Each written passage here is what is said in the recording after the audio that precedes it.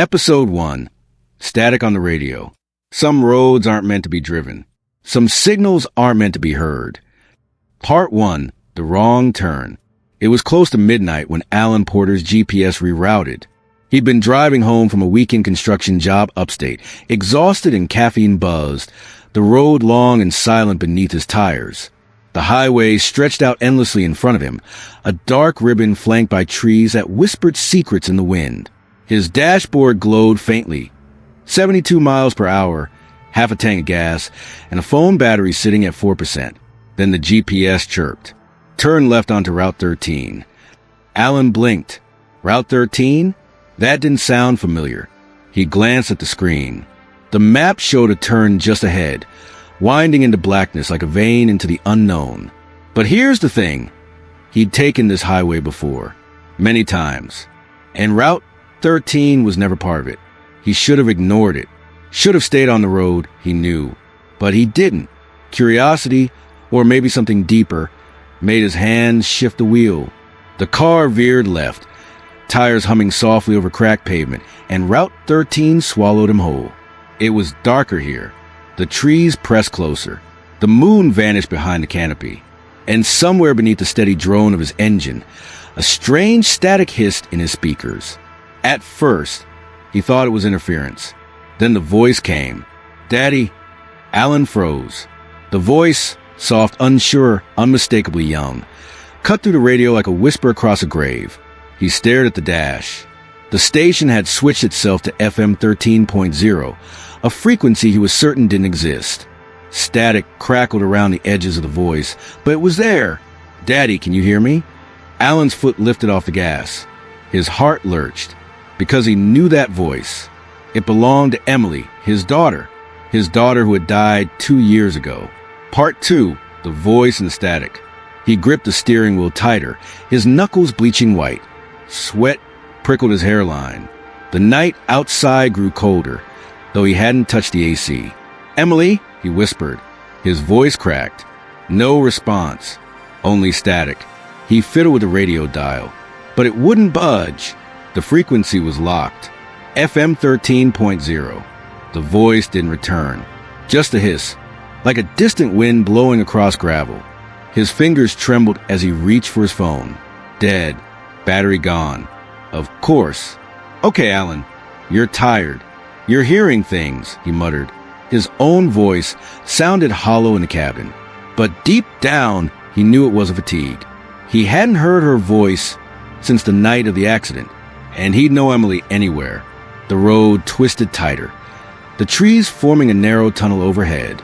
The only light came from his headlights, slicing through thickening fog. He hadn't seen another car for miles. No signs, no mile markers. Just the road. Just him. And the static. Then it returned. "Daddy, don't leave me." Alan slammed on the brakes. The car skidded to a stop, tires shrieking on the damp asphalt.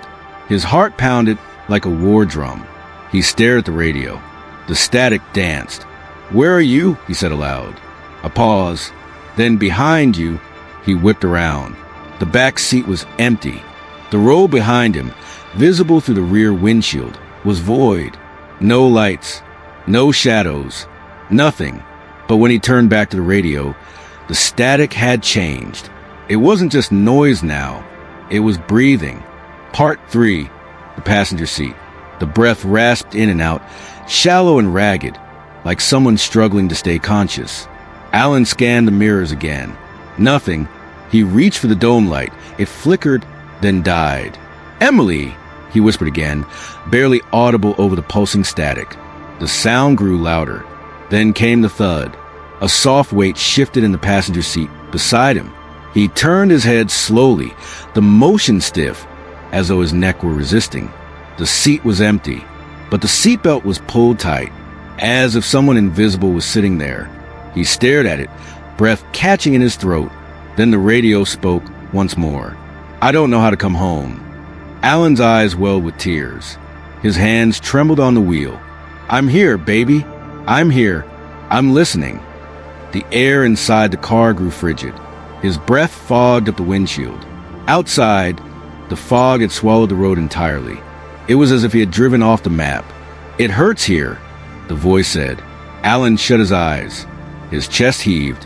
Where is here? Emily? Where are you? The radio crackled.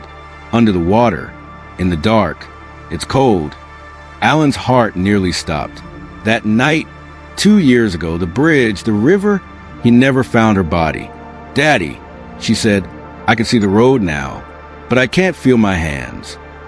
He gripped the steering wheel until his fingers ached. Tell me what to do, he said. The static shifted again. Then, a whisper so faint he almost missed it. Turn around. Part 4. The bridge. He didn't hesitate. Alan threw the car into reverse. The tires squealed as he backed down the road, heart slamming against his ribs. Fog clawed at the windows, distorting the trees, bending reality. The voice faded in and out, guiding him. Left, right, slow down. Every word felt like it came from 2 places at once, from the radio and from inside his head. And then the bridge appeared. Old, wooden, half-rotten. It jutted across a black, still river that reflected nothing. No moon, no stars. Just endless dark. Alan remembered this place. This was where it happened. The railing had given way. The car had plunged into the water. He'd made it out. Emily hadn't. But the bridge, it shouldn't be here. It had been torn down years ago. Replaced. Buried. Yet here it stood. His headlights flickered. Come back to me, Daddy, Emily whispered. He stepped out of the car. The air was impossibly cold, heavy with the scent of wet wood and rust. The river below was silent. Alan walked to the edge of the bridge. The boards groaned under his weight. Something shimmered beneath the surface. Then, the radio blared from the car behind him. FM 13.0, louder than ever. A voice screamed, "Don't look down." He did. A face stared back from the black water. His own. Part 5. 13 minutes. The reflection blinked. Alan staggered back. His foot caught on a loose plank, and he nearly toppled into the water. He grabbed the railing. Splintered and wet, the reflection still stared, but wasn't mimicking him anymore. It was grinning. You left her, it whispered, lips not moving. You swam to the surface and left her in the dark. No. You promised you'd come back, but you never did. Alan shook his head violently, backing away from the edge.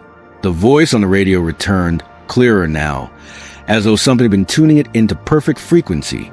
13 minutes. It said, that's how long she waited. The radio counted down. 15, 12, 11.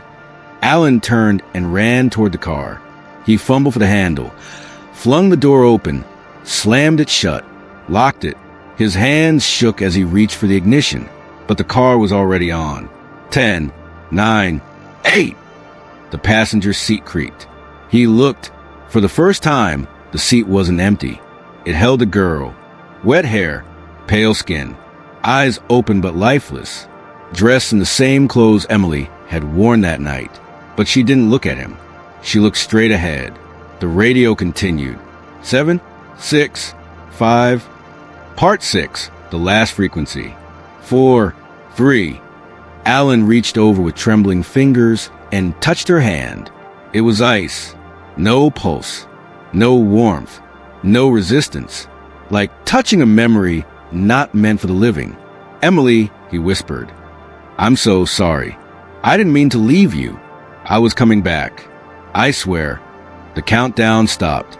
The static returned. But now it had rhythm.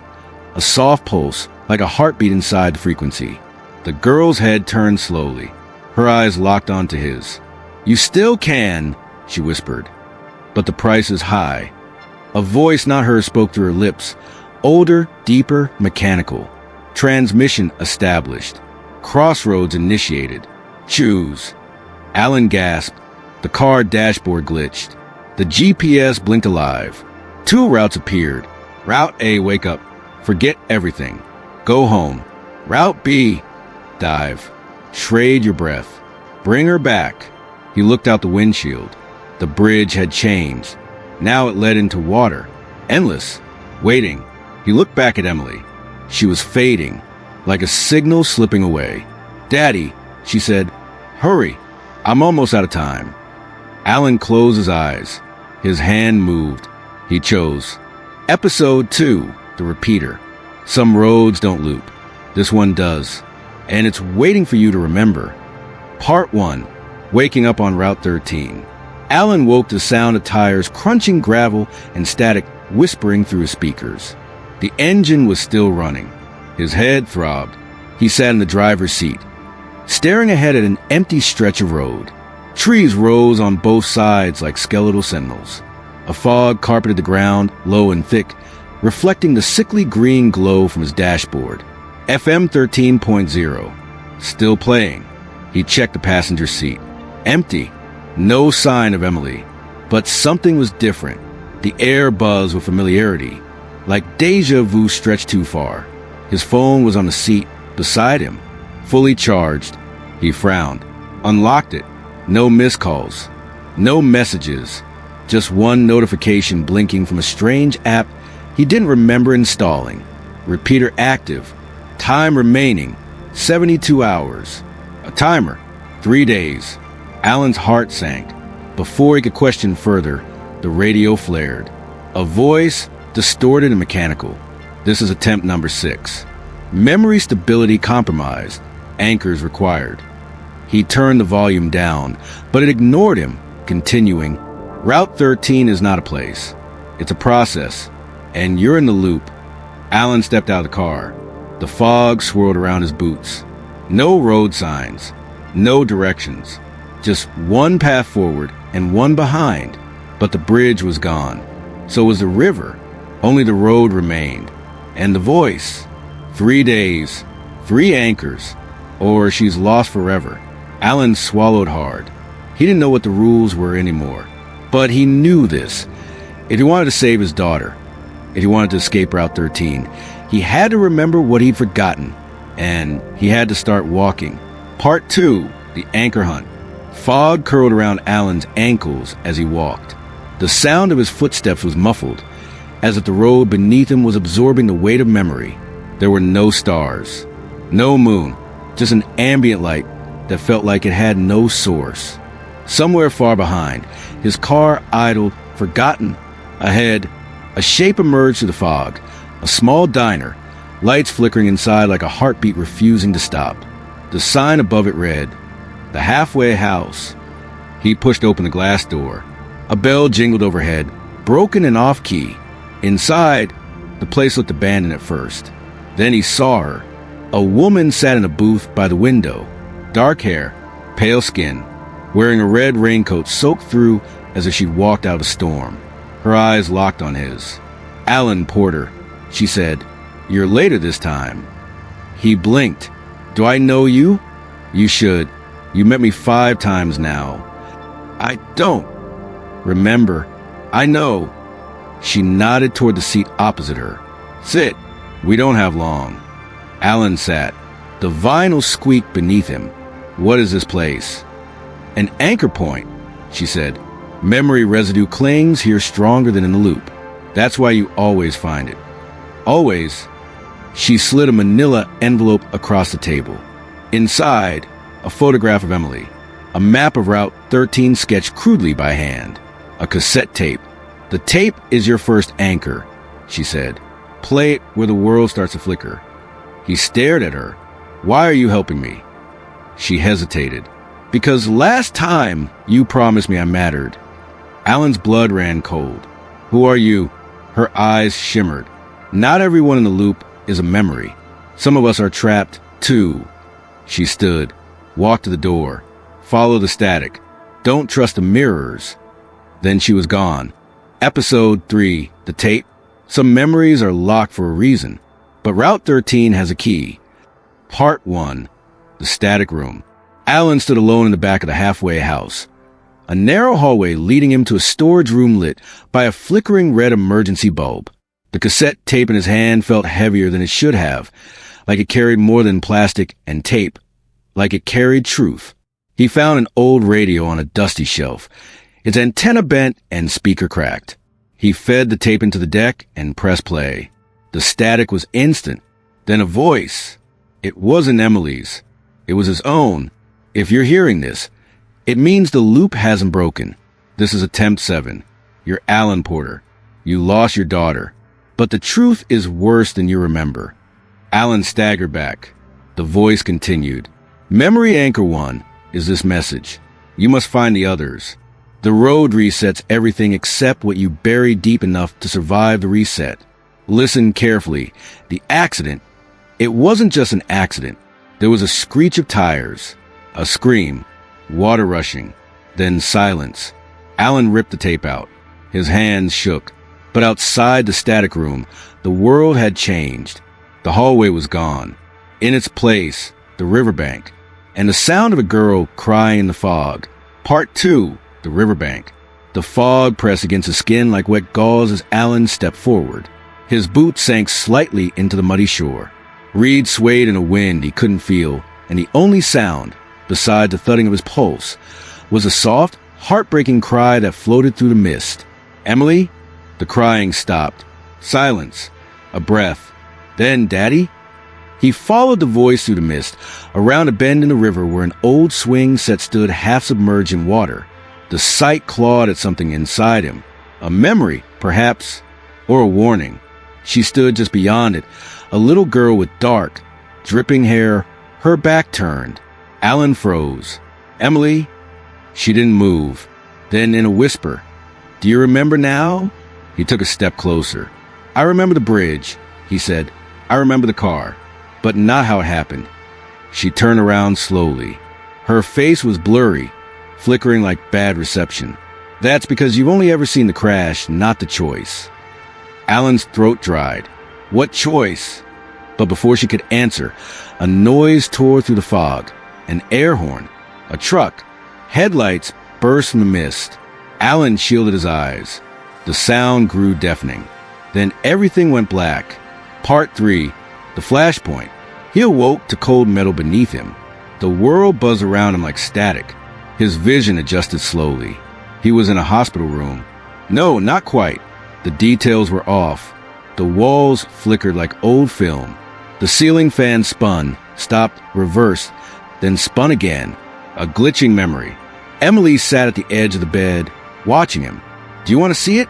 She asked. Alan's mouth was dry. See what? The moment everything broke. She reached toward the wall. Her small fingers passed through the plaster like water, parting it like a veil. A scene unraveled behind it. The night of the crash. Alan saw himself driving. Emily was in the passenger seat. Rain hammered the windshield. The voice on the radio said, You're not supposed to be here. Then the truck headlights. The swerve. The scream. But then, time slowed. Alan saw something he never remembered before. He had a choice. Turn left, and the truck would hit the driver's side. Turn right, and it would strike the passengers. And he had turned right. His knees buckled. He gripped the side of the bed. I mean, you chose to live, Emily said softly. You didn't know, but you still chose. Alan's breath hitched. I thought I could protect you. She nodded. Then why have you never stayed with me here? He couldn't answer. The hospital room darkened. The walls shook. The radio crackled. Repeater active. Time remaining. 46 hours, 22 minutes, and 19 seconds. A voice, not Emily's, echoed. Anchor 2 located. Memory locked. Resume path. Alan stumbled back. Emily's figure flickered. Find the third one, Daddy, before they erase me again. And with that, the world collapsed into white noise. Episode 4, The Signal Tree. Some signals come from above. Others crawl from underneath. Part 1, The Voice Beneath the Bark. Alan awoke on asphalt. The stars above him flickered like dying embers. His shirt was soaked in cold sweat, and the world around him buzzed, not with life, but interference. The sound of static came not from a radio this time, but from the trees. He sat up. The road had disappeared. Grass and wild vines pushed through the cracks, and towering over everything, at the center of an abandoned roundabout, stood a gnarled tree unlike any he'd seen before. Its bark was blackened, scarred with burn marks. Its branches twisted into shapes like outstretched fingers grasping at the sky. and from within its trunk came a hum. FM 13.0 was no longer on the radio. It was in the tree. Alan stood, drawn toward it by an unseen pull. With every step, the humming grew louder, deeper, until he could feel it in his teeth. Then, the whisper, "You left her in the dark." Alan froze. The voice had come from inside the tree. He touched the bark. It was warm, and it pulsed. Before he could step back, the trunk split open. A jagged seam revealed a hollow core lined with old wires, radio parts, and something far older, bones tangled in circuitry, as if something had tried to fuse flesh and frequency. At the center hung an old rotary phone, glowing faintly red. It rang. Once. Twice. Alan picked it up. "Hello?" The voice on the other end was broken and echoing, but it was Emily. "Anchor 3 is almost ready," she said. "Follow the signal before it fades." "I'm near, but so are they." "Who?" Alan whispered. The line hissed. Then, the interference. Part 2. The echoes underground. The moment the line cut, the rotary phone sparked. Alan dropped it with a start. The tree shuddered, then sealed itself shut, bark folding back into place like muscle healing over a wound. And then came the knock. From below, the ground beneath the roundabout pulsed. A hatch, rusted and half buried in moss, popped open at Alan's feet with a reluctant hiss. A ladder descended into darkness, and from its depths, faint radio static echoed upward. Alan swallowed his fear. He climbed down. The shaft smelled like iron and time. The walls were stone, no, concrete, lined with old cables and broken speakers.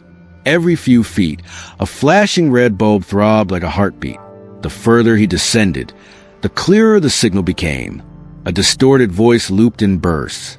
"Anchor, anchor, down here. I remember the way. Come down, Daddy. Down, down, down." When Alan reached the bottom, he found a hallway of mirrors, not ordinary ones. These were smeared with dust, but behind the surface shimmered versions of himself, each one from a different iteration. In one, he saw himself drowning. In another, he was screaming at a paramedic. In another, he was holding Emily's hand, but she was fading. A low hum filled the corridor. Then the voice again. "Don't trust the reflections. They remember pain, not truth." A light flickered to life at the end of the hall. Alan stepped forward, past the fractured images of his own failures. The corridor ended in a recording booth. Inside, a reel-to-reel machine and a microphone, the final anchor, and a note, handwritten and pinned to the mic. "Record what you never said. Part 3, the final recording." Alan stared at the microphone, hands trembling. The booth was soundproof, too soundproof. The world outside seemed to vanish. All that remained was the soft mechanical hum of the reel-to-reel machine and his reflection in the glass. Older, wearier, haunted. He sat down, pressed record. Silence. And then, "I'm sorry." His voice cracked. "I'm sorry I wasn't watching the road. Sorry I was angry. I should have been listening. To you. To everything." His throat tightened, the words lodged deep. "I blamed the world, the truck, the weather, but it was me. I looked away." The machine whirred gently. Alan continued. "I thought I could fix it by forgetting, starting over, but all I did was build more loops, more silence." He took a breath. "I miss you, Emily. Not just the memory of you. I miss your voice, your laugh, the way you used to hold my hand when you were scared, even though you always pretended to be brave." A tear slid down his cheek. "I don't want to forget again. I'd rather suffer the truth than lose you one more time." Click. The tape stopped. The machine ejected the reel, now glowing with faint blue light. Alan picked it up. The booth door opened on its own. Outside, the corridor of mirrors had vanished. Only a spiral staircase remained, leading upward. As he climbed, the reel pulsed in his hand like a heartbeat. Above him, the signal grew stronger, and for the first time in this loop, the static began to clear. Episode 5, Dead Air. Silence is never empty. Not here, not now. Part 1, the sky that doesn't move. Alan emerged at the top of the staircase, stepping into a world muted and still. There was no wind, no birdsong, no static, just silence. The landscape was washed in dull gray. A field stretched endlessly in all directions.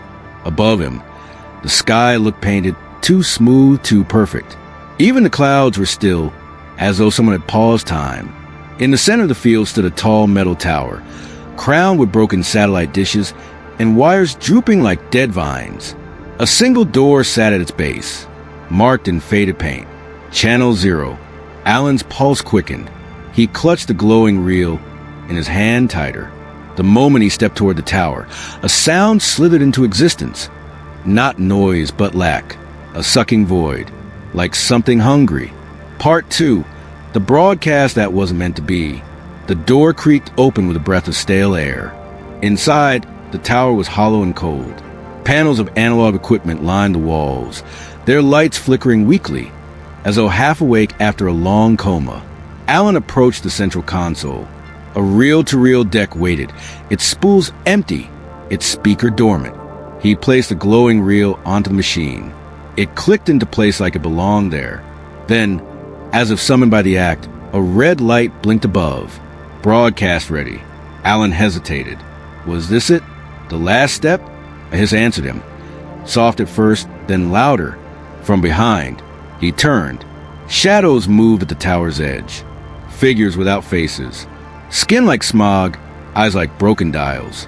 The interference. They didn't walk. They drifted toward him. Alan slammed the switch. The reel began to spin. His voice, recorded in the booth, crackled through the air. I'm sorry I wasn't watching the road. The shadows screamed, not aloud, but through the tower itself. The walls shook. Dials exploded in sparks. But Alan didn't stop the tape. He backed against the console, letting the broadcast flood every corner of this silent world. I miss you, Emily. Not just the memory of you. The interference convulsed, as if the truth burned them. One reached for the reel, fingers inches from silencing it, and was vaporized into smoke. The tower shuddered. A frequency filled the air, 13.0, but clearer than ever before. At last, Alan understood. This wasn't about saving Emily. It was about freeing her memory from the trap of his guilt. The reel spun faster. The last words echoed. I'd rather suffer the truth than lose you one more time. And then, silence again, but this time peaceful. The reel stopped. The interference was gone, and the door of the tower creaked open once more, revealing a path, a real one, with a sunrise waiting at the end. Episode 6, Exit Frequency. Some exits lead you home, others lead you deeper. Part 1, The Road That Waited. The door of the tower swung open, and for the first time in what felt like eternity, Alan stepped into light. A real light, not the eerie glow of static, not the fluorescent buzz of the halfway house, but sunlight, honest and golden. He stood on a winding road surrounded by pine trees, birdsong, a breeze, the smell of rain on warm asphalt. It was peaceful, too peaceful. The kind of peace that only comes after a storm you're not sure you survived. Alan looked down at his hands. No blood, no tape, no reel, only a key, small, rusted, inscribed with single word, Emily. In the distance, an old car waited. His car, the one from that night. And beside it, a little girl. She wasn't flickering now. She wasn't crying. She was waiting. Part 2, the passenger seat. As Alan approached, Emily smiled. Not the fractured, haunted smile of a ghost clinging to static, but warm, present. You came back, she said softly. Alan knelt. His throat tightened. I never wanted to leave. She touched the key in his hand. This opens only one thing now. Not a door, not a lock, but a goodbye. Alan swallowed. Do you have to go? Emily looked up at the sky. One of us does. The loop is broken now. The road is choosing who stays and who remembers. They sat in silence. Then Alan opened the car door. The interior was exactly as it had been that night. Her booster seat in place. The toy rabbit on the floor. the faint scent of cherry gum. He started the engine. It purred to life. Emily climbed in beside him. "One last drive?" she asked. Alan nodded. As they rolled down Route 13, the world no longer bent or twisted. It simply was. Trees, sky, asphalt. No static. No time distortion. Just a father and daughter. The road opened ahead like a promise. Then came the turn. Left, the sunrise. Right, the river. Alan slowed. Emily looked at him. "This time you get to choose. But know this, I'll always be with you, whether you're remembering me or becoming me." His eyes welled with tears. He took a breath and turned the wheel. Episode 7, The Living Tape. Some stories don't end. They record themselves. Part 1, After the Turn.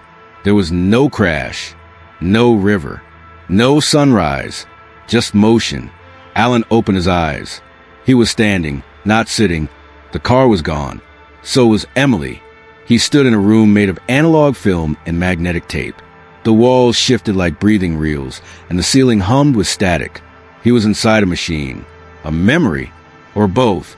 From somewhere nearby came the sound of a projector clicking. Click, click, click. A film was playing. Alan followed the sound to a corridor of tangled wires and floating cassette shelves, toward a small screen flickering in the dark. On it, himself, in the car, that night, but something was wrong. The Alan on the screen kept looking into the rearview mirror, over and over, eyes wide, afraid. Behind him in the back seat wasn't Emily. It was something else, something that wore her face. The screen went black. Then a voice whispered behind him.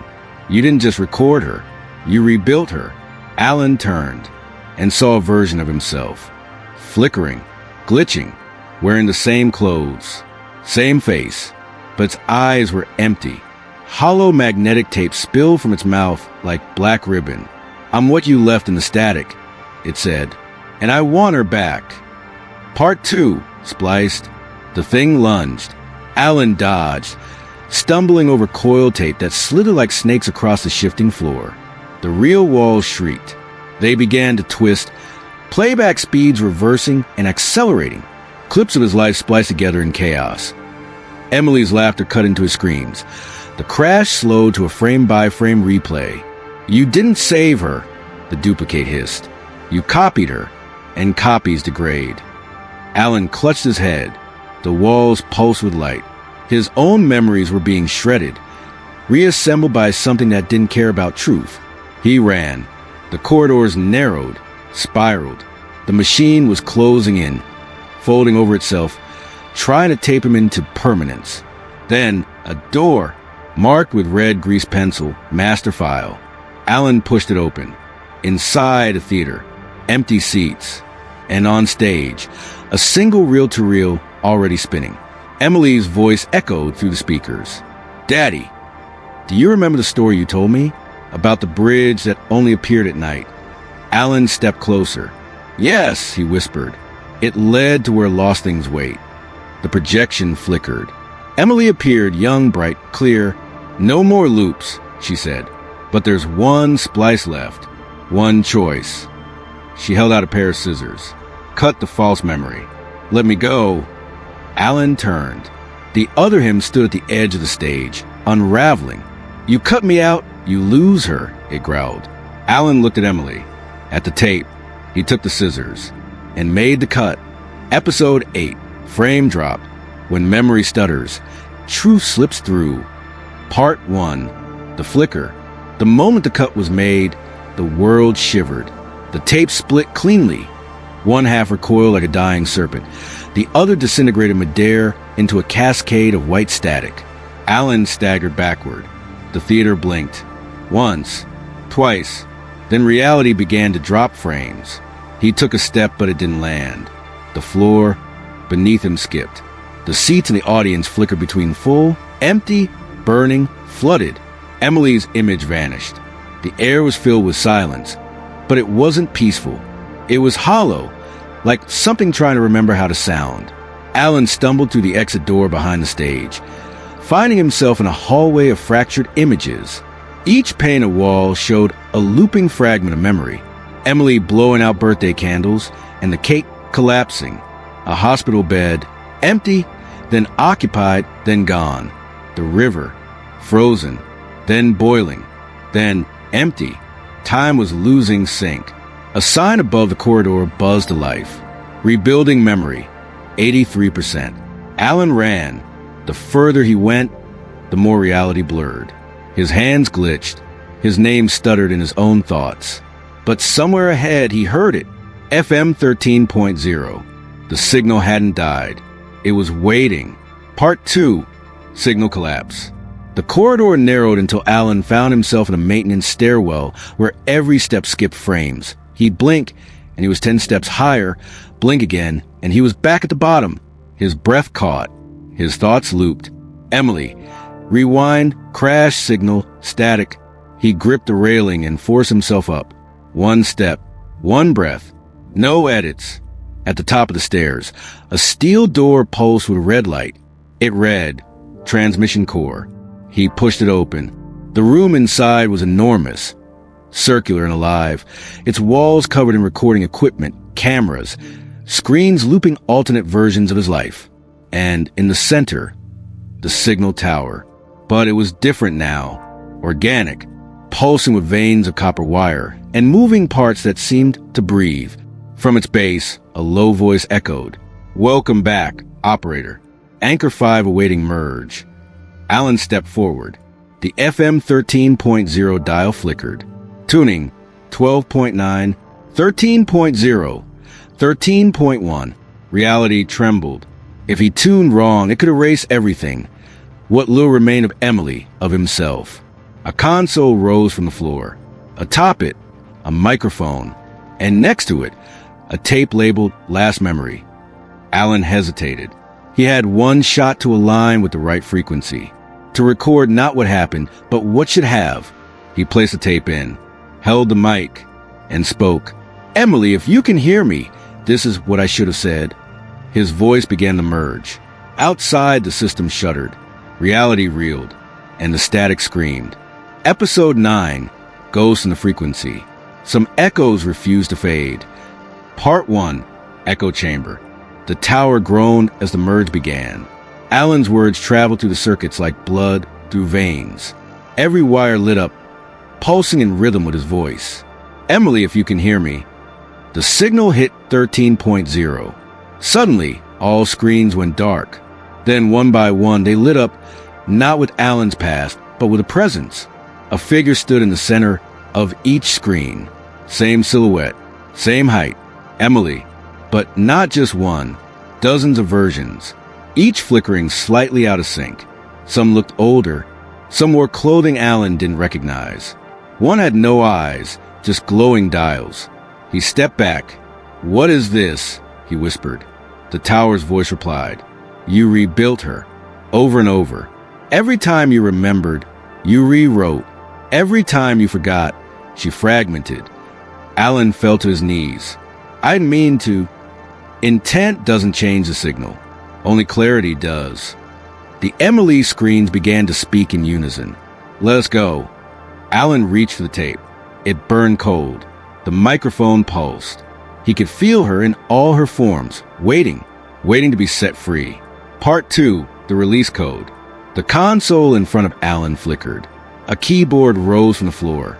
Its keys were labeled not with letters, but with memories. Car seat, laughter, rain, radio, crash, silence. Each one pulsed with red light. A prompt appeared on the nearest screen.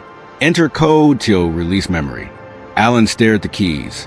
His fingers hovered. He could type the moments he wanted to keep. He could build a version of her. One who stayed. One who forgave.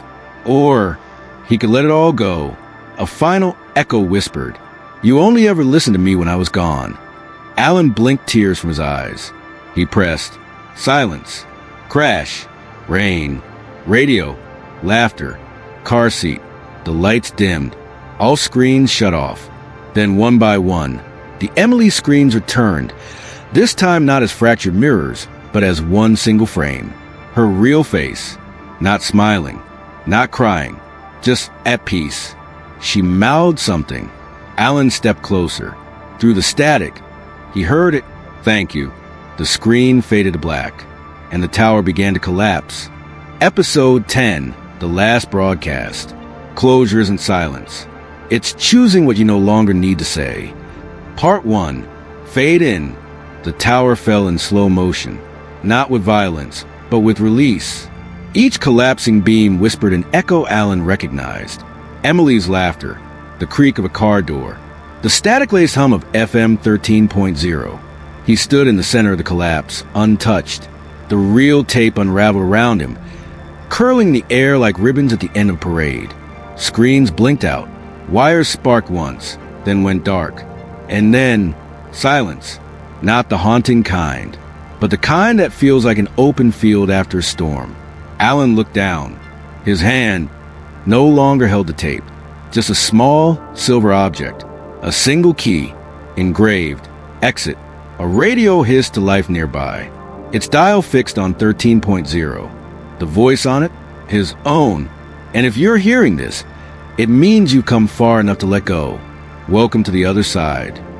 Alan stepped toward it, not to change the station, not to rewind, but to finally turn it off. Part 2, the road out. The field behind the crumbling tower gave way to asphalt. One last road. The pine trees returned, tall and golden. No loops, no fog, just a clear stretch of road leading toward a sunrise that wasn't metaphor. It was morning. Alan walked. No car, no passengers, just his footsteps. Halfway down the road, he passed a sign. It read, "You are leaving frequency 13.0, remember, but don't return." He smiled. For the first time in years, it didn't hurt to remember. A breeze brushed past him. A faint echo whispered through the trees. "Daddy." Alan didn't turn. He didn't freeze. He kept walking. The light ahead grew stronger. The tape inside him stopped spinning, and Route 13 finally disappeared.